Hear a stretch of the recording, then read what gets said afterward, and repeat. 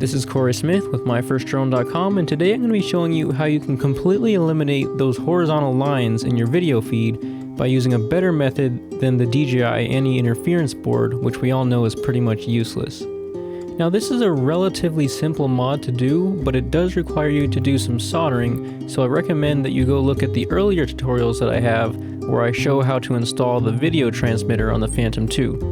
Basically, if you remember that black wire that came with your video transmitter, we're going to be using that to make a more direct and less noisy ground connection from the transmitter to the GoPro. So the first step is to take the black wire and insert it into the video transmitter plug, making sure that it's on the right side of the yellow video wire.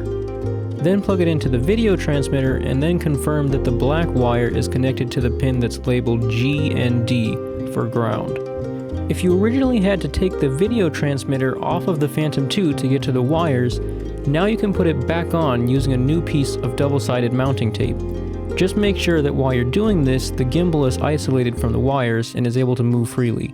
Taking a look at the USB plug that comes with the gimbal, you can see that there's a little blob of solder on the base of the connector. The entire outer casing of this connector is actually grounded, so that's what we're going to be using to actually solder our wire to. So now that you know what to do, put some solder on both the end of the wire and the connector, and then solder the wire to the left side of the USB plug.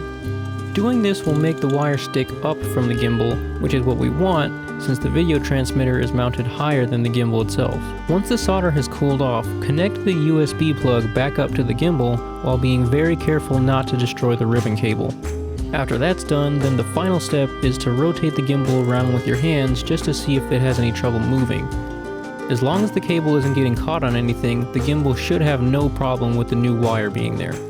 Now that everything is done, you should be able to turn on the Phantom 2 and all of those horrible lines in the video should be gone. If you're wondering where this method for removing interference came from, I'm not the one who actually figured it out. I actually found it on a forum somewhere, but I did simplify how it's wired compared to how I originally saw it done.